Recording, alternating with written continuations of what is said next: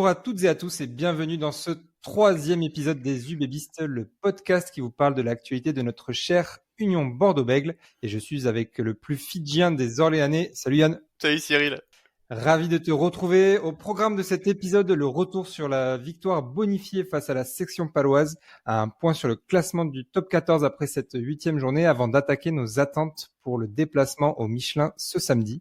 Nous terminerons par l'actualité chargée du club marquée par les nombreux appelés en équipe de France et la présentation d'un nouvel grand espoir de rugby bordelot-béglé. Place tout de suite à UBB section paloise.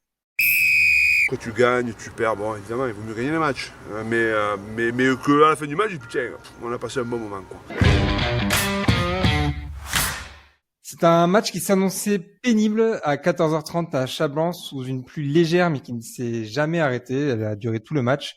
On s'est tout de suite installé dans un faux rythme qui aura lui aussi duré tout le match. Et c'est les Palois qui ont ouvert le score sur pénalité avant que les Bordelais répondent par 2 essais. D'abord, un petit essai de filou de notre général Maxime Lucu, puis sur un ballon porté conclu par notre talonneur Maxime Lamotte.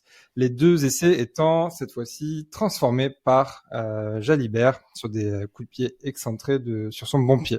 On repart au vestiaire avec 8 points d'avance, 14-6. Et concernant la deuxième mi-temps, on a peu de choses à se mettre sous la dent, si ce n'est un très bel essai collectif conclu par Louis Bielbarré qui a mené le score à 19-6.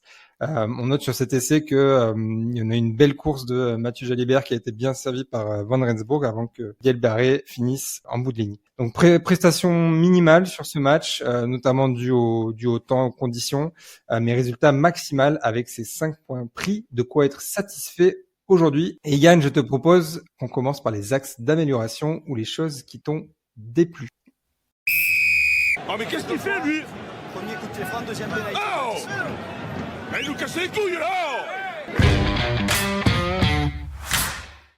Du coup Yann, qu'est-ce qui t'a déplu toi sur ce match? Si je reviens d'abord sur son petit résumé, c'est vrai que bon, on a fait des matchs à domicile à Chaban où on a marqué 8 essais, mais où on a perdu des points de bonus à la dernière minute, notamment Penaud au Stade Français où il me fait sa saucisse. Là pour le coup, le match n'est pas le plus beau, mais au moins on a 5 points et donc c'est vraiment le principal. Si je reviens sur les points négatifs, de toute façon je pense que tout le monde l'a vu, c'est clairement la touche. La touche, on a été en grande difficulté, alors que quand on est dans les zones 1 et 2, enfin si je fais un petit schéma sur une touche, pour faire simple, moi je divise la touche en 3 parties. Il y a la zone 1 qui est le bloc qui est devant le premier bloc, on a le milieu de la touche qui est la zone 2, et le fond de touche, au niveau des 15 mètres, qui est la zone 3. Et c'est vrai que quand on lançait en zone 1 et 2, ça allait à peu près, mais dès qu'on arrivait dans une zone 3, ou même 2,5, alors j'appelle 2,5 quand on est entre la 2 et la 3, bien évidemment, et là, c'était la catastrophe, quoi. Donc, je crois qu'on a 6 touches perdues. Donc, ça fait 6 ballons d'attaque en moins. Et c'est vrai que c'est vraiment un mal récurrent. Alors, je mettrais un petit carton jaune un peu collectif. C'est-à-dire que je vais accuser un peu le staff. Parce que je trouve qu'on n'arrive pas à s'améliorer. On a toujours des matchs où c'est catastrophique. Je mettrais aussi un petit tir à Lamotte. Parce que je trouve que lui, ça dépend le type de match où il est. Parfois, il peut faire dans des matchs à enjeu un 100%, et parfois des matchs où il est un peu moins concentré, on a l'impression qu'il fait n'importe quoi. Il y a une touche où il prend un bras cassé parce qu'il fait sa touche en 2 temps. Après, il y a un moment, il y a une saucisse aussi en fond de touche. C'est vraiment compliqué. Et puis après, il y a aussi les annonces. Un truc qui m'a rendu fou samedi. La Teurade, il rentre. Alors déjà qu'on est en difficulté, on a déjà perdu 4 touches. Première annonce qu'on fait, c'est zone 3 en fond, alors qu'on est dans une zone de marque. Enfin, je sais pas, au bout d'un moment, on assure le lancer, fait un mouvement avec un bloc, une feinte, où tu le fais monter en piston rapidement, mais il faut qu'on l'ait cette touche, c'est pas possible. Et pareil, il y a aussi, pas que les lanceurs, il y a aussi l'organisation en touche. On a vu des lifts qui étaient en retard. Le dernier lancé, c'est clairement les lifts en fait qui lèvent pas. Il y a personne au cul de caso en zone 1 et le bloc derrière pareil. Donc là c'est vraiment une grosse problématique comme la conquête en général où on a parfois des manquements, mais là la touche il faut vraiment qu'on évolue parce que sur ce match on perd 6 ballons d'attaque et encore il y a des touches qu'on gagne, c'est clairement le bordel quoi. C'est-à-dire qu'après on peut pas attaquer. Et puis notamment les 2 premières touches où en fait c'est juste Lamotte qui fait une petite touche sur Lucu. D'ailleurs la deuxième, elle compte pas dans les touches perdues, mais en fait Lucu reçoit la balle et il a rien d'autre à faire que de taper au pied et on perd la balle. Et on met souvent le problème des touches sur le dos des talonneurs. On a eu une recrue dans le staff cet été pour s'occuper des touches. Est-ce que tu penses que c'est aussi lié à ça, au fait que faut que ça se mette en route, même si ça fait déjà 2 mois que le top 14 est lancé. Ouais, mais ça peut être une explication. Si on peut faire les explications, il y a un nouveau staff. Il y a aussi Bru qui fait énormément de changements. Donc finalement, en fait, à part quelques joueurs qui restent comme les secondes lignes et tout, globalement, il y a énormément de turnover. Donc à chaque fois, quand tu changes 3 ou 4 mecs dans ton alignement, forcément, les positions changent. Les personnes qui liftent changent, les sauteurs changent, et ils changent de zone. Si t'es 6, t'es pas dans la même position que le 4, etc. Donc, il y a ça. Après, on peut aussi donner la petite excuse du fait que cette semaine, visiblement, ils ont eu qu'une ou 2 journées de travail. Donc, bien sûr, tu vas à l'essentiel. Et bien sûr, il y a la nouveauté du staff. Mais le problème, c'est que l'ancien staff, ça n'allait pas mieux avant.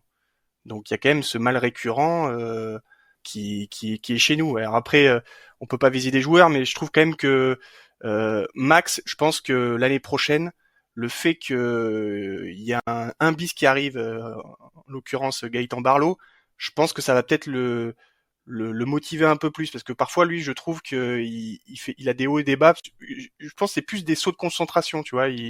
Le match, peut-être il a un peu moins envie, il a un peu moins focus, et donc il fait des lancers plus hasardeux. Mais effectivement, la touche, c'est collectif, avant tout. Donc c'est pour ça, je pense que l'arrivée de Gaëtan va amener un peu de concurrence, un peu de concurrence saine, et quand tu sais que t'as un mec au cul qui peut prendre ta place, forcément, tu dois être performant à chaque week-end. Donc ça, je pense que ça va être une chose intéressante. C'est collectif, donc il y a pas que Lamotte, c'est pas que le problème Lamotte. Nos annonces sont pas forcément super bonnes, je trouve. Il y a pas assez de mouvement pour moi. Ouais, en tout cas, faudra pas attendre la saison prochaine pour corriger ça. Il va vite falloir corriger le tir, parce que c'est un mal récurrent effectivement. La saison, on pourra pas gagner contre les top teams si on n'a pas nos touches, parce que pour le coup, voilà, c'est 6 ballons d'attaque, quoi. Et 6 ballons d'attaque avec notre ligne de 3/4, c'est pas la même chose que chez certains concurrents. Nous, on l'a vu, ça va très vite derrière, quoi. Donc si on arrive à avoir des ballons propres, que ce soit en mêlée ou en touche, ça va filer. Oui, et puis ça sert à rien d'avoir un Jalibert par exemple qui trouve un 50-22 sur ce match-là, si derrière, en fait ta touche tu la perds, ce qui a été le cas. Exactement. Autre point, je te propose de parler du poste de pilier droit. Alors on a eu Falatea qui a joué quasiment tout le match. Thomas Taufa est rentré, mais seulement 9 minutes. Tu sais à quoi c'est dû? Est-ce que c'est une blessure? Est-ce que c'est un choix du staff? J'ose espérer que c'est une blessure. Parce que quand il est rentré Tofa, on a vu il a glissé sur une mêlée et il a pris une pénalité. Pendant ce temps-là, sur le banc, il y avait les médecins qui faisaient un tiroir poste à Falatea pour savoir si le genou n'avait pas bougé, donc visiblement il n'y avait pas de problème et il est re-rentré. Mais c'est vrai que ça aussi, à l'instar de la touche, la mêlée est quand même un gros problème. Je trouve qu'on a en termes de piliers, on a 4 joueurs de haut niveau ou de bon niveau. Big Ben à droite et Falatea, et Poirot à gauche qui est notre meilleur gaucher, et Perchaud qui je trouve qui a fait sa meilleure prestation samedi. Mais après on a énormément de mal. Bonny il est extrêmement pénalisé. Sadi il se perd un peu, il a aucune action dans le jeu et en mêlée il se fait pénaliser. Et Tofa c'est un peu un mystère. Là il est rentré de 9 minutes. J'espère vraiment que c'est sur blessure, et j'espère. On va peut-être enlever ça, mais c'est un mystère, ouais. C'est clairement un mystère, cette sortie. Je pense pas que c'est lié aux pénalités qu'il a pris, sinon. Non, je pense pas non plus. Ce serait un. En plus, je crois que c'était son 2e match de la saison, parce que il arrive 3e ou 4e dans l'ordre de nos droitiers, même si Tamifuna a pas encore joué. Mais effectivement, c'est vrai que même à gauche, ça va poser des questions pour la saison prochaine, puisque Poirot, notamment, arrive en fin de contrat, et c'est vrai que c'est notre meilleur gaucher à l'heure actuelle. Alors on a Perchaud qui là était titulaire pour la 3e fois et qui va monter en régime. En tout cas, on l'espère. Mais c'est vrai que ça peut être problématique. Concernant le banc, donc on a Tofa qui a joué 9 minutes. Ouais. Mais on a aussi Retière qui a pas du tout joué pour le coup. On a utilisé que 7 joueurs du banc. Alors j'ai une petite hypothèse, c'est que Je pense que le staff espérait le rentrer à la place de Lucu d'une part pour faire souffler Max et aussi pour continuer à le tester au poste de 9. Ouais. Mais que la physionomie du match avec ce bonus offensif à conserver et le fait qu'on du coup il y ait que 3 essais à 0 et pas de marge de manœuvre sur ce résultat-là a fait que en fait Retière est resté sur le banc jusqu'au bout en attendant potentiellement aussi une blessure d'un trois quarts qu'il aurait pu remplacer. Mais du coup, on se prive de ce genre de remplaçant. Ouais, je pense que c'est clairement ça. C'est parce que le match on n'avait pas assuré le point de bonus. Et on en parlera tout à l'heure, mais les sorties de camp et le jeu d'occupation de Max était extrêmement important. Donc je pense qu'ils ont voulu prendre 0 risque et ils n'ont pas fait rentrer. Donc, vraiment, je pense que c'est que lié à la stratégie. Ils voulaient vraiment le retester en neuf. Je te suis. Oui, et puis peut-être aussi éviter les trous d'air qu'on a pu avoir en fin de match qui potentiellement étaient liés aux différents remplacements de fin de match qu'on a pu avoir par exemple contre Bayonne ou plusieurs fois depuis le début de la saison. Bon, c'est les points négatifs, mais je pense qu'il y a aussi pas mal de positifs à tirer de ce match. Donc je te propose qu'on passe à la prochaine rubrique.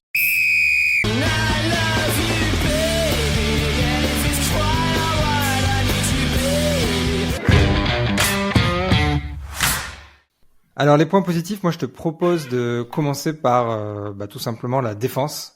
Ouais. On a encaissé que 6 points sur pénalité, 0 essai encaissé, ce qui est une première potentiellement cette année. Donc toi, t'en as pensé quoi de cette défense-là, de l'équipe en général, et si t'as des joueurs à mettre en avant? Ouais. Je pense que c'est notre meilleur match avec Toulouse en défense. Si on regarde les statistiques générales, c'est assez impressionnant parce que je crois qu'on est à plus de 90% en plaquage et surtout, nous on fait 7 franchissements, eux ils en font 0. Donc ça veut dire on n'a jamais été mis en danger. La seule fois où on a été mis en danger, je crois que c'est Max qui revient et qui coffre le mec dans l'embut et après ça fait un renvoi d'embut. Donc là pour le coup on a une organisation collective que ce soit sur les montées et dans le système classique de défense sur le terrain, très performant, on est monté assez rapidement. Le joueur que je mettrai en avant qui a été ultra performant dans ce secteur, c'est Gazzotti. Alors selon les sources source Opta, on est sur un 18 sur 19 au plaquage et les stats qu'ont sorti l'UBB, j'ai vu sur X là, ils parlent d'un 100% en plaquage. Donc dans tous les cas, c'est énorme. Il a vraiment fait une grosse partie. En plus, c'est beaucoup de plaquages. Alors, c'est pas des plaquages offensifs au terme offensif statistiquement. Un plaquage offensif, c'est par exemple, si vous avez regardé le match hier, c'est Meafou qui colle un timbre sur Tolofoa. Donc, c'est à dire que il y a aucun gain de terrain.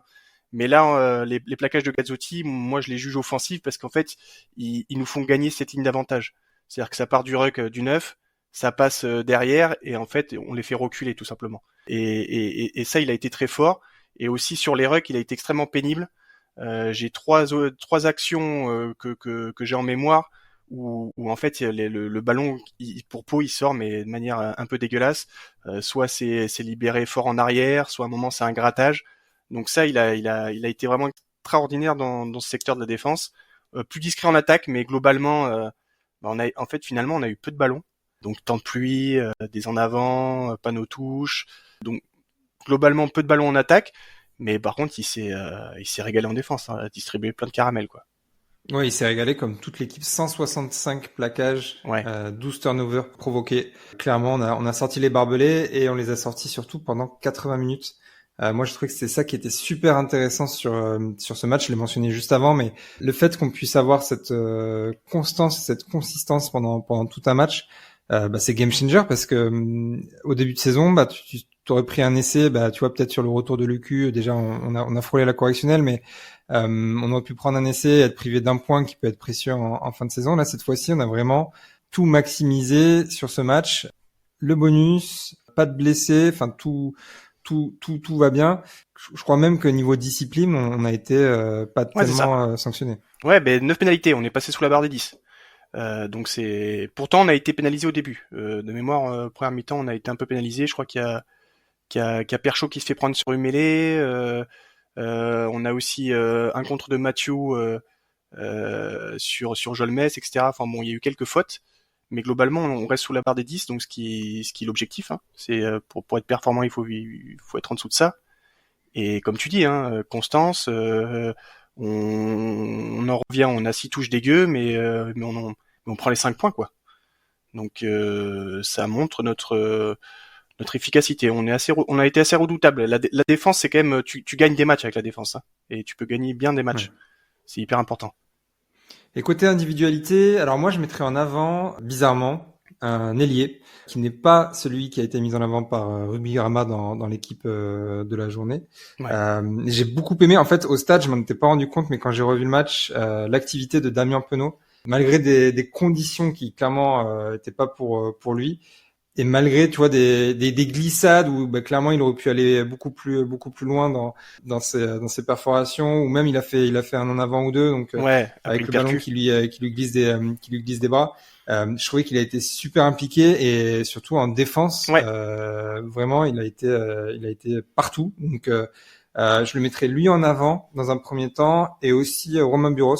Dans ces conditions, c'était très important d'avoir quelqu'un sous les ballons hauts. Et il a été impérial dans les airs. Bah, tu mentionnais les stats sortis par le club. Je crois que c'était trois duels gagnés. Ouais. Donc c'est énorme, et il est ultra précieux, et dans ces moments-là, il faut avoir quelqu'un derrière qui est sûr de sa force. Et d'ailleurs, ça pourrait, alors je sais pas si ce sera le cas, je doute, mais tu vois, c'est clairement un secteur de jeu qui avait fait défaut à l'équipe de France, il y a quelques mois. Donc ça pourrait être aussi inspirant pour le staff de Fabien Galtier. Toi, tu mettrais qui en avant? Ceux que t'as cités, c'est vraiment, ouais, c'est vraiment intéressant. Romain, en fait, tu vois que dans les climats comme ça, c'est extrêmement important. Temps de pluie, si t'arrives à avoir un 15 qui te remonte tous les ballons et qui t'attrape tous les ballons en chandelle, déjà t'as fait une bonne partie. Moi, ceux que je mettrais en avant, c'est la charnière. Je reprendrai un peu ce qu'a dit Piccheroni, donc qui est l'entraîneur de Pau en conférence de presse. En fait, il a clairement mis en avant les deux charnières, quoi. Une charnière paloise un peu moins expérimentée, enfin, même si Daubagna est expérimenté, mais un 10 un peu moins expérimenté, et cette charnière qui est quand même une charnière de niveau international, Max et Mathieu, et on a vu clairement la différence. Maxime, dans le jeu d'occupation, c'est incroyable, quoi. C'est-à-dire qu'il a une profondeur avec ses pieds, il a pied droit, pied gauche. Ça, il y a pas beaucoup de joueurs qui ont cette qualité et cette longueur au jeu, au pied, avec les deux pieds. Je pense que dans ce registre de longueur au jeu au pied, je pense qu'il y a vraiment que Dupont et Max qui ont cette longueur. Je pense que c'est même beaucoup plus loin qu'un Baptiste, par exemple, qui lui après anime mieux. Il peut faire des actions individuelles que Max peut pas faire, mais en termes d'occupation, c'est très très fort. Et toujours dans le jeu au pied, il y a Jalibert qui a fait un match parfait de gestionnaire. Alors il fait deux touches directes, donc un banana kick qui s'est joué à pas grand chose. Mais après je vais reprendre toujours les mots de Piccheroni, hein, dans le jeu haut, c'est-à-dire tout ce qui est chandelle, c'était extrêmement bien tapé. C'est-à-dire qu'elles étaient assez longues et hautes pour qu'on puisse monter, mais elles étaient toujours avant les 22. Donc soit il y avait Buros qui montait au duel avec Atisogbe, soit en fait dès que ça s'était réceptionné au sol, t'avais Mathieu qui arrivait en travers ou Penaud, et après des contre-rucks, on a obtenu des pénalités comme ça, on marque même un essai sur ce point-là. Donc ça a été je les ai trouvés très bien dans cette gestion de pied. Et puis après Mathieu il a fait son accélération, quoi. Comme d'hab, il a pris de la vitesse. Van Resburg fixe bien le serre, et puis après il y a rien à dire, quoi. Un 2 contre 1 magnifiquement joué, qui a permis à Louis d'être dans le 15 du Rugby Rama. Et ouais, voilà, 10 mètres gagnés, même pas.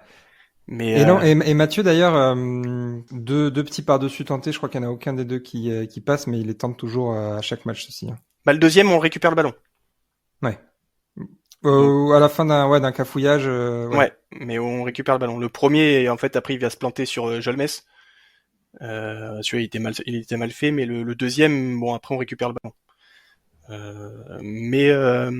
Voilà, c'est vrai que le jeu c'est chandelle, et c'était vraiment très bien tapé. Et puis après, quand t'as Buros, tu te régales, quoi. Buros, ça, les 3 ballons. Le fond de terrain palois a vraiment souffert, quoi. C'est vrai qu'ils ont été arrosés. Et pourtant, Atisogbe... il a fait un très bon match. Mais il a fait un super match. Sauf qu'il fait l'essuie-glace, quoi. Donc Ouais. pendant 80 minutes, il a fait que tourner partout. Ouais, Et les il a dû ailiers, bien ils sont dormir ces ouais, derniers et soirs. puis tu en penses pas, mais les ailiers qui font les replis là, tu fais des courses de 15-20 mètres pour éviter les 50-22, bah tu le fais une fois, ça va, mais quand t'as 40 coups de pied, bah c'est pénible quoi. Un long match Ouais, pour Théo. Peut-être un dernier point peut-être sur le banc parce on a mentionné du coup les deux joueurs qui ont ouais, pas ou quasiment pas joué. Est-ce que toi tu as eu des petits coups de cœur venus du banc? ouais. Bah Tatafou ça va mieux. Tatafou ça va Ouais, mieux. On commence à retrouver un peu notre Tatafou là, qui commence à mettre des percus, à avancer, à jouer après contact, plaquer. Il a essayé de gratter un ou deux ballons. Bon, il a pas réussi, mais voilà, je désespère pas là. Je pense que notre Tatafou, on va le retrouver pour la Coupe d'Europe. Il va faire son petit stage avec le Japon. Alors, il pourra être dispo contre Clermont, mais après, il va faire son petit stage avec le Japon. Et pour rencontrer l'équipe en forme d'Angleterre, le Leicester, on aura besoin d'un Tatafou en forme. Et clairement. puis après, ben, celui-là que j'ai hâte de voir titulaire aussi, c'est notre ami re-titulaire, parce qu'il a été titulaire à Toulouse, c'est Van Resbourg, qui était blessé à Bayonne et là qui est revenu. Il a fait une entrée un peu fracassante. Et en fait, il fait vraiment du bien, quoi. Offensivement, tu sens qu'il a des cannes et qu'il est hyper puissant. J'ai en mémoire aussi un contre-ruck où Ouais. c'est lui qui le fait tout seul, quoi. Il se baisse et il emmène tout le monde en avant. Et puis c'est lui qui fait la passe qui cale Jalibert dans l'intervalle. Donc Ce que je veux vraiment dire, une tu sens très qu'il très est bonne. puissant mais qu'il a beaucoup de ballons et Ouais. qui sent le jeu quoi. Et lui, j'ai hâte de le voir titulaire et j'espère le voir à Clermont parce que bon, il manque toujours Mofana et Deporter. Lui, faudrait faut Ouais. qu'on le voit, quoi. Bah clairement parce que tu vas tourner à 3 là sur le match de Clermont potentiellement avec Van Rensburg, Tapoy et Huberty sur ces postes-là. Ouais, Tapoy, il a encore eu un peu de mal aussi. Bah tu vois la première mi-temps, je me disais je l'ai pas vu de la première mi-temps, est-ce qu'il joue et en fait j'ai trouvé bon sur la deuxième mi-temps. Le problème de la deuxième mi-temps c'est qu'il joue 7 minutes. Mais j'ai trouvé que là on le voyait un peu plus et qu'il était plus disponible. Bon peut-être parce qu'il savait qu'il allait sortir mais il a pas été cata en tout cas donc c'est plutôt positif. Mais en 12, je préférais quand même Vandenborg. Ouais, bah, j'espère que ce sera ça à Clermont, peut-être avec Huberty à côté. On en reparlera tout à l'heure Ouais, dans le point sur le prochain match, mais je te propose qu'on passe tout de suite au point sur le classement du top 14. Tu finis 7ème, 8ème, 9ème, 10ème, tous les ans. Tous les ans. À l'issue de cette 8e journée, nos Bordelais sont toujours seconds avec 28 points, un point derrière Toulouse qui a aussi gagné avec le point de bonus offensif dimanche soir face à Toulon sur un match au Stadium de Toulouse. À noter que c'est Bayonne qui prend la 3e place et complète ce podium avec 22 points à égalité avec La Rochelle qui a perdu sous un déluge à Montpellier, un ouais, match assez horrible à regarder. Mais en tout cas, Bordeaux est maintenant 6 points devant le 3e et le 4e. Donc super positif. En tout cas, il va falloir essayer de concrétiser ce bon début de saison sur au moins un des deux matchs à ouais, c'est ça. l'extérieur qui arrivent, à Ouais, savoir Clermont ou Vannes dans un mois. À la fin de la tournée, ce sera en même temps que le match contre l'Argentine, si oui, je dis pas c'est ça. de bêtises. Et concernant le classement britannique, ça va pas évolué. On est toujours deuxième derrière Toulouse, sachant qu'on a joué à domicile et que Toulouse aussi, ça a pas trop bougé. Peut-être que ça évoluera ce week-end. Ouais, ça va être Euh, l'objectif, de toute façon, de prendre 4 points sur les deux prochains matchs. Donc il faudra choisir. Soit on gagne un des deux matchs, soit deux matchs nuls. ou on choisit pas et on gagne les deux matchs. Ça peut être aussi une Ouais, c'est option. possible. Ça nous permet de passer du coup à la prochaine rubrique, qui est la prochaine rencontre contre Clermont. Je vais te dire ce qui me tarde. Ce qui me tarde, de sentir l'odeur des merguez.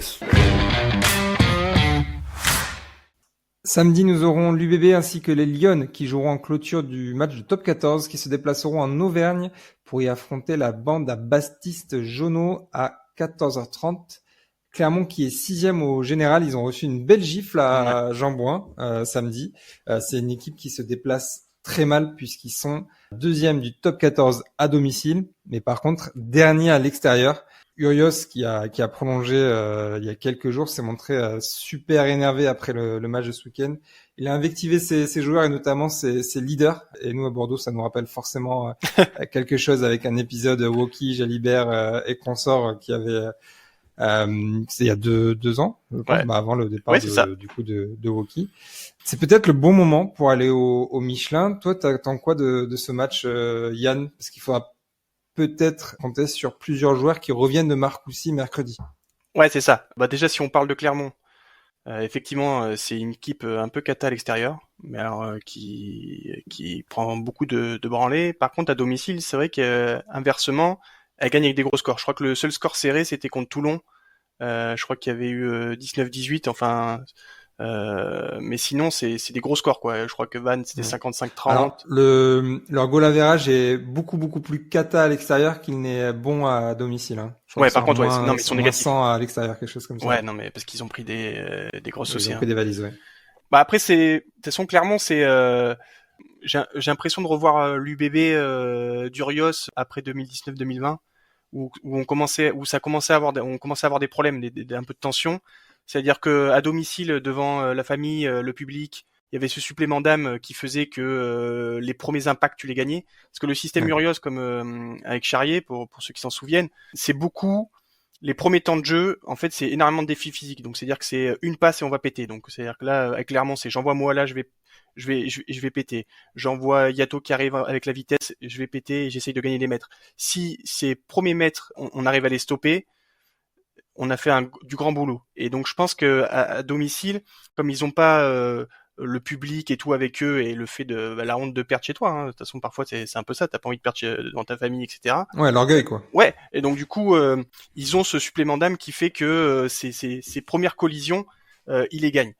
Et à l'extérieur, ça se délite parce que derrière, on se souvient du jeu de Charrier, il y a pas trop d'invention quoi. C'est-à-dire que c'est assez basique, tu vois. Donc moi déjà, j'attends. On va voir déjà qui va revenir. Donc de ce qui se dessine, Jalibert serait dans les 23. Donc on aurait probablement mes remplaçants, parce qu'ils préfèrent quand même Ramos. Et du coup, on récupère Louis et Damien qui restent aussi à Marcoussis potentiellement. Forcément. Et donc on aurait le retour sûrement de Max, je pense, parce que ça va être. Théoriquement, Max Lucu est passé troisième dans la hiérarchie depuis le dernier tournoi, derrière Le Garec. Théoriquement, parce que je pense. Tu vois, pour le coup, en plus, Nolan Le Guéret, à différence de Barré, il fait un excellent début de saison. C'est le seul qui surnage au Racing. Donc là, ce serait dur pour lui d'être rétrogradé derrière Max. Ce serait à la fois dur et à la fois mérité pour Lucu. Je pense pas qu'il soit en dessous de Le Garec sur ce début de saison, par exemple.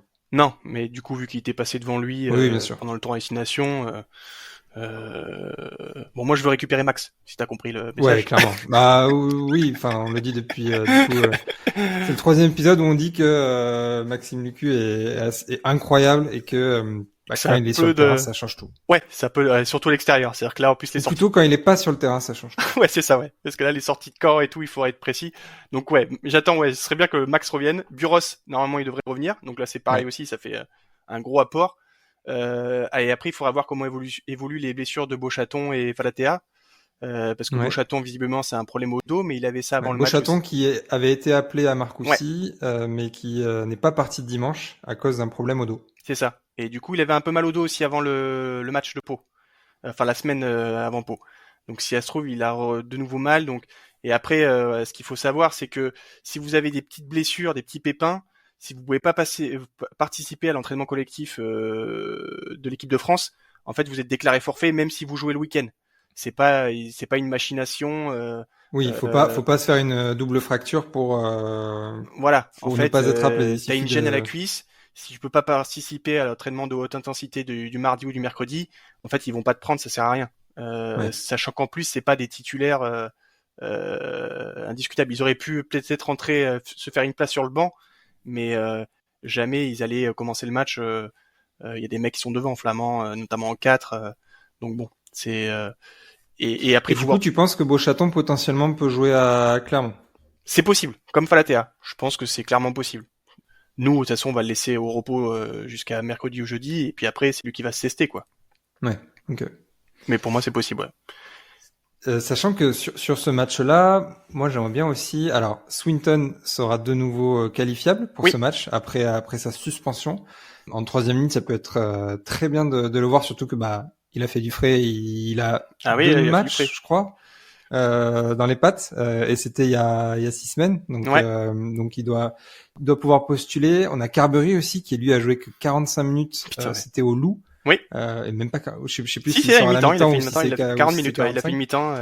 Donc lui, j'aimerais beaucoup le voir, surtout que dernier match, Garcia nous avait pas donné entière satisfaction. Donc de toute façon, il faut qu'il prenne du temps de jeu et qu'il mette la machine en marche. Ça peut être super intéressant. Pourquoi pas aussi du coin. Alors je sais pas s'il sera titulaire ou remplaçant, parce que si on a Buros, autant faire jouer Buros, surtout que derrière après on joue pas pendant 2 semaines. Alors lui sera peut-être amené à jouer, mais autant faire jouer en fait nos meilleurs joueurs, puisque derrière t'as 2 semaines enfin 2 week-ends sans top 14. Bah, surtout que en plus Clermont alors du coin est quand même un mec qui est assez fort sur le duel aérien. Pour le coup, il manque de canne, mais c'est quand même un mec qui est à l'aise en l'air.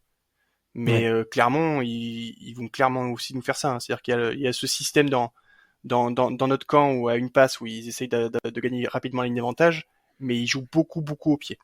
Avec Urda Pileta, c'est vrai que ça envoie énormément de quilles. Donc si t'as Buros qui est en place, là on sera serein. Et le retour de Carberry, t'as raison, c'est vraiment une bonne chose, parce que moi j'avais beaucoup aimé ses premières 40 minutes, il avait pas mal animé contre le Loup. Malheureusement il s'est cassé la main, mais en l'absence fort probable de Mathieu Jalibert, on espère pour lui qu'il sera absent, sinon c'est qu'il y a un truc qui va pas dans la tête au sélectionneur, mais s'il est rendu au club, avec plaisir pour qu'il joue avec nous. Hein. Oui. En tout cas, l'idée, je pense, sur ce match-là, tu me corrigeras si tu penses pas la même chose, c'est de mettre la meilleure équipe possible, sachant que, comme je disais, on a 2 week-ends derrière où il n'y a pas de match de top 14. Je te propose de faire une petite nouveauté dans ce podcast. Je te propose un 15 de départ pour ce Clermont UBB. Première ligne, je mettrai Poirot, notre meilleur gaucher qui n'a pas joué du coup ce week-end. Ça qui n'a pas joué non plus. Et Falatea. Alors Falatea, c'est un peu le mystère. Est-ce qu'il sera apte? Il a quand même joué 70 minutes ce week-end. En deuxième ligne, je remettrai Gray et Caso. Là, clairement, on envoie l'Armada, nos meilleurs deuxième ligne, point. Et Beauchaton, Tatafou et Swinton, du coup, le retour en troisième ligne. Tu penses quoi de ce pack? Ouais, je pense que c'est une bonne idée. Après, est-ce qu'il refera démarrer Lamotte? Je sais pas. À voir. C'est une possibilité. Parce que Lamotte, pareil, lui va faire l'aller-retour. Il sera probablement pas maintenu, quoique... je sais pas où en est Marchand, parce que Marchand n'a pas été sélectionné, le Toulousain. Donc il y a que 3 talons. Donc il y a Movaca, Barlow et Lamotte. Donc à voir qui est qui dans la hiérarchie. Normalement c'est Gaëtan Barlow qui est devant Lamotte, mais on sait jamais. Avec Fabien, il peut potentiellement... Bon après c'est presque scandaleux. Hein. C'est des joueurs qui sont assez proches en termes de niveau. Il y a juste un qui a plus d'expérience en équipe de France. Donc ce serait plus la logique. Ouais. Mais si... De toute façon, que ce soit ça ou Lamotte qui commence. Moi, ça me va. Oui, voilà. Mais même Laterade, moi, je l'aime plutôt bien. Enfin, ce poste-là, dans le jeu. Oui, c'est ça, tout le monde va, et de toute façon, en touche, après. Il y a que les il y en a trois, aucun qui est bien meilleur que les autres, donc. Ça, on peut juste lui dire que il a peu de matchs en top 14, quoi. Ouais, mais juste, oui. C'est vrai que dans l'optique d'envoyer l'Armada, c'est peut-être pas une garantie, mais bon, moi je trouve qu'il est super prometteur et pour l'instant de ce qu'il a montré, c'est pas. Moi je le mets. Il montre que des bonnes choses à peu près, donc. Je le mettrai à minima sur le banc, moi. Ça. Oui, voilà. Parce que je pense faut lui faire confiance. Et puis en impact player, c'est sur une dernière demi-heure, il peut vraiment faire des gros dégâts, je pense, dans une défense un peu fatiguée. Ça peut être très sympa. Et puis après, ta troisième ligne plutôt complémentaire. Beauchaton qui est plus aérien, on a Swinton qui découpe. Alors lui, par contre, il faudra quand même qu'on le calme avant le match. Je veux dire pas de cathédrale et puis. Parce qu'il a tendance quand même à prendre des rouges assez facilement. Et Tatafou, je le mettrai avant son départ au Japon. Il faut le relancer comme ça. Après, ça permet de faire opposer Gazzotti qui a fait 20 plaquages et qui lui aussi était appelé en équipe de France et qui va sûrement revenir. Et sur on pourrait mettre Gazzotti, de toute façon, et peut-être Swinton, tu vois, tu le mets juste sur le banc pour justement éviter le rouge à la 15e. Ça peut être aussi. Après Gazzotti, l'avantage c'est que il joue les 3 postes de la troisième ligne, quoi.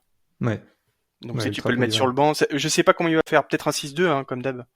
Je Ouais. pense qu'on va partir là-dessus. Donc, ça Enfin, se comme trouve- d'hab, dernier déplacement, c'était un 7-1. Ouais, c'est vrai. Ouais, effectivement. Tu mets un Garcia sur... Bah, attends, mais j'ai pas fait mes arrières. Du coup, à l'arrière, en charnière, du coup, je tenterai un Lucu Carberry, Propre. du coup, qui serait une première Ouais. cette saison, puisqu'au Loup, c'était pas Lucu qui avait commencé, c'était Lesbourg. Oui. Lucu était rentré très vite en deuxième mi-temps. Je pense que ça peut être pas mal. Aux ailes, je mettrai Rétière et Rébière.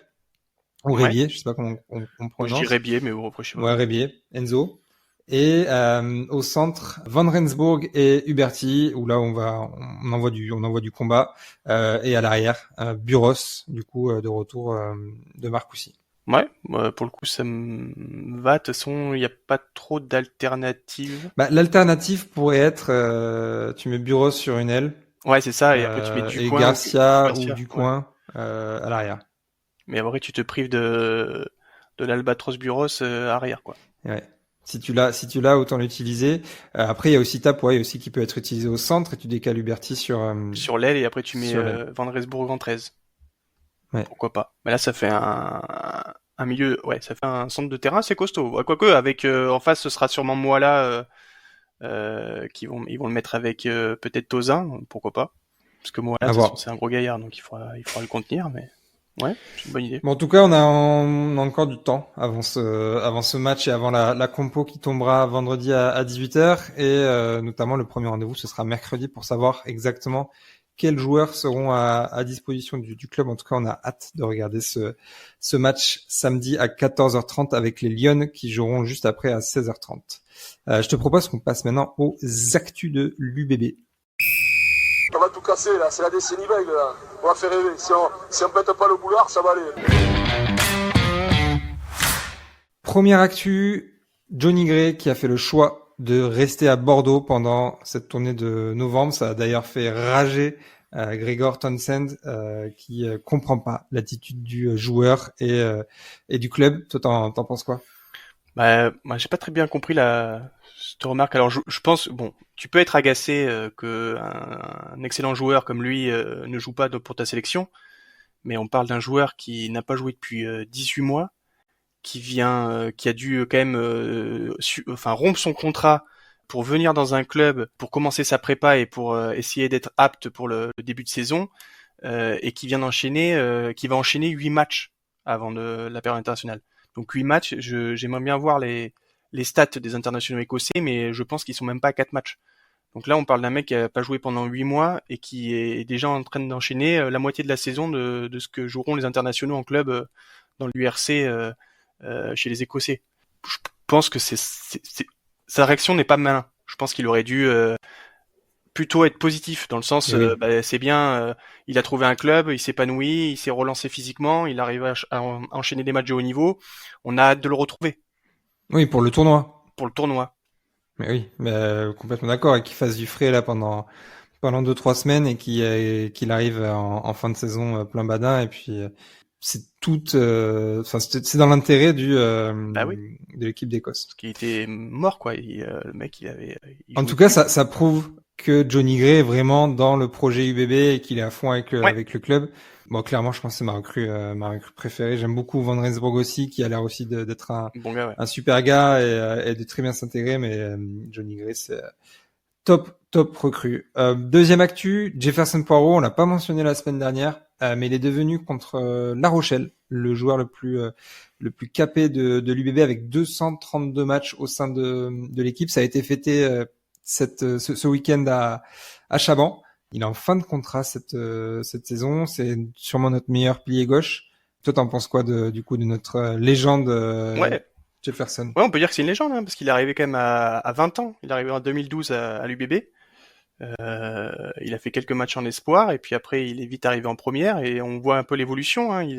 Avant, c'était un joueur... Parce qu'en fait, de base, lui, c'est un joueur qui jouait 8. Il jouait troisième ligne 8, et en fait, on lui a dit qu'il était un peu trop petit pour jouer ce poste, et donc on l'a fait passer à gauche, mais assez tardivement. Je crois que c'est Krabos.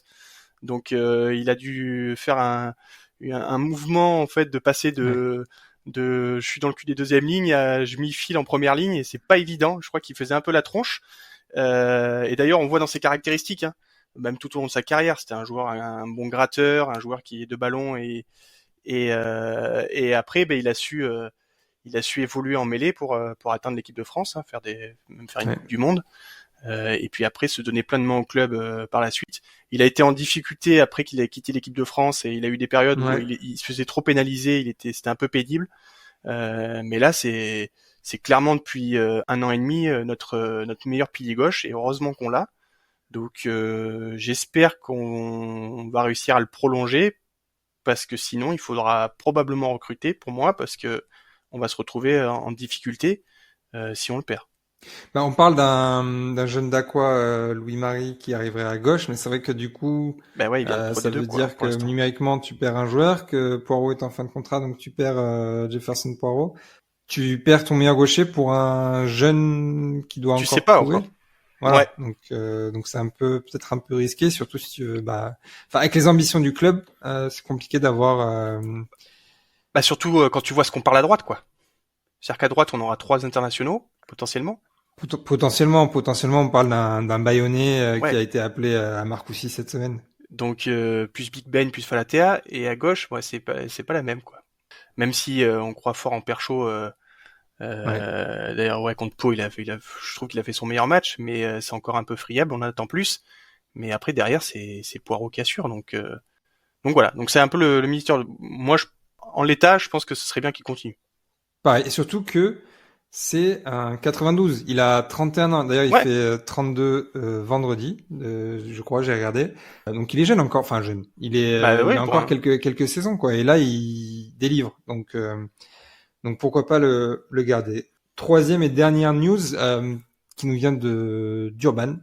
Petite recrue, Christian Everett, qui est un jeune talonneur sudaf, va rejoindre les espoirs et gonfler les rangs. Alors, je sais pas si du coup tu as regardé un peu le joueur, mais en tout cas, il va apporter. On va de nouveau signer un Sud-Africain. C'est la patte sûrement Yannick Bouy. Ouais. D'ailleurs, ça me permet d'enchaîner avec les résultats des espoirs. Les Réchelles les recevaient ce samedi l'US Colomiers, dont ils ont plutôt facilement disposé sur le score de 33-14 avec 5 essais et le bonus offensif. Et il reste 3e du classement Réchelle.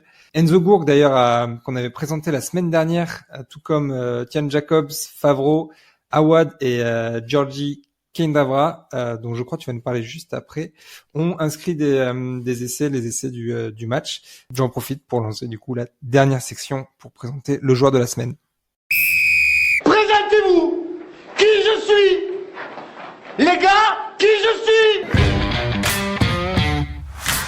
Yann, tu vas nous parler aujourd'hui d'un joueur arrivé tout droit de Tbilissi cet été qui a marqué ce week-end, Georgie Keindavra.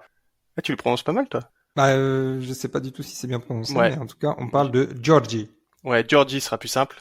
Donc, il nous vient des Lelos de Saracens, donc un club de Géorgie à Tbilissi. Et alors, il a jamais joué avec l'équipe première. Ils l'ont repéré en fait à la Coupe du Monde des U20 cet été en Afrique du Sud. Et ça a été clairement un des centres qui était le plus en vue. Il y avait lui et Julius, le Sud-Africain, qui actuellement joue avec la première des Sharks. Donc et c'était clairement lui qui a sauté aux yeux de tout le monde. Il a été impressionnant. Si vous devez revoir un match en replay, parce que je crois qu'il y en a encore sur l'équipe, vous regardez Géorgie-Irlande, où il a été juste monstrueux. Il y avait une stat d'Opta qui était assez intéressante. Dans le seul match, il a battu 13 défenseurs. Et pour la petite histoire, le seul qui a battu plus de défenseurs que lui, c'est un certain Damien Penaud, qui en avait battu 15 contre le Japon en 2016. Et donc ça montre un peu le bestiau. En plus, bon, ce que moi je pense, c'est que la Coupe du Monde U20, c'est clairement une compétition de très haut niveau, dans le sens où les meilleurs U20, ils arrivent à passer le cut assez rapidement après. Ça s'est vu c'était en 2023, du coup, où t'avais les Gazzotti, les deux porteurs. Ouais, c'est ça. En fait, ceux que tu vois au-dessus à cette Coupe du Monde, clairement, tu les vois après. Ouais, des porteurs, Coste, enfin, tu vois, ils arrivent à passer parce que déjà en U20, ça imprime des temps de jeu assez rapidement, ça va vite. Alors, il n'y a pas la même densité, mais ça, c'est des gamins qui très rapidement arrivent à s'adapter, à s'acclimater. Et donc, tous les mecs qui sont au-dessus, rares exceptions, tu les vois après. Il y a que 2 postes où c'est plus compliqué, mais parce que c'est des postes à maturité tardive, c'est notamment le pilier droit. Et ça, bon, c'est très compliqué. On voit par exemple à Fan, bien sûr, il défonçait des mecs en U20. Tu fais une mêlée de top 14 face à des gros piliers gauche, forcément t'es en difficulté. Mais ça, c'est parce que c'est des postes assez compliqués. C'est très rare les très jeunes piliers droits, style Tatafou, qui à 20 ans arrive à tenir des mêlées. Voilà, c'est extrêmement rare. Généralement, il y a des maturités qui arrivent plutôt à 24, 25 ans, et après t'as des primes après 27 ans, 28 ans, quoi. Donc et dans une moindre mesure, t'as aussi pilier gauche, où pilier gauche, parfois t'as un peu plus de mal à accéder, mais et encore, parce que là on voit quand même pas mal de jeunes. Perchaud, c'était il y a pas si longtemps qu'il était en U20. On n'a pas Verne de La Rochelle qui s'en sort très bien. Collingar qui au Racing, bon, il a beaucoup blessé, mais il est arrivé très tôt, il a été assez vite performant. Donc c'est vraiment ce qu'il faut voir, c'est que ce mec était au-dessus en U20, et en plus c'est un 2005, donc c'est-à-dire qu'il était surclassé. C'est-à-dire que là il a encore une année d'U20, comme avait fait Gazzotti, il avait fait 2 Coupes du Monde, donc là on est clairement sur un joueur qui a un haut potentiel. Son poste, il joue plutôt 12, donc premier centre. Si je devais un peu décrire ses caractéristiques, c'est un joueur qui fait 1m84, qui est assez bas sur les appuis. Il a un bas du corps très costaud, donc ça mouline vite, ça gagne les collisions. C'est assez impressionnant, vous voyez, il rebondit sur tout le monde. Comme il a un centre de gravité bas en défense, c'est très costaud, ça met beaucoup de tampons. Et donc c'est un 10 perforant.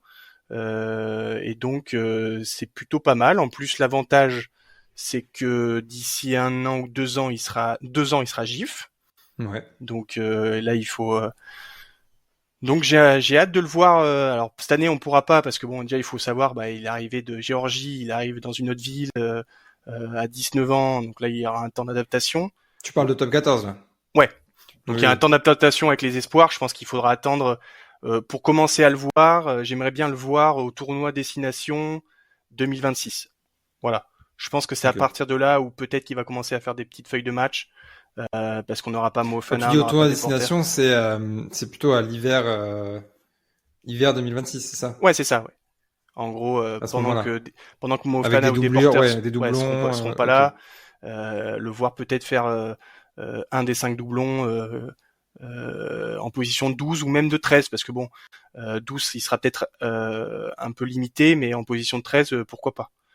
Ça peut être une vraie plus-value pour la suite, parce que c'est un joueur de talent, et en plus c'est en termes de salary cap, tu ruines pas, quoi.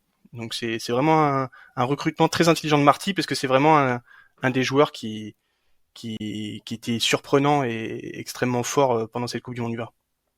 Écoute, à suivre, on espère toujours avoir des petites images de temps en temps ou des vidéos des espoirs, chose qu'on a toujours pas. En tout cas, il a marqué ce week-end et il fait plusieurs feuilles de match cette saison. Donc on suivra l'avancée de Georgie. Écoutez, c'est tout pour cette 3e épisode. On espère que vous avez apprécié. N'hésitez pas à nous envoyer vos commentaires, vos remarques soit sur X. Moi, vous pouvez me trouver, c'est Cyril Bourrez, ou Yann, c'est Tuisova UBB. Sinon, on a créé aussi une page Instagram sur laquelle vous pouvez nous contacter également. Alors, on va pas y poster grand-chose. L'idée, c'est juste d'annoncer chaque épisode. Et vous pouvez également vous abonner aux UBBistes sur votre plateforme de streaming préférée pour ne rater aucun épisode. On vous remercie et on vous souhaite une très bonne semaine en attendant le match de Clermont. Allez, ciao tout le monde.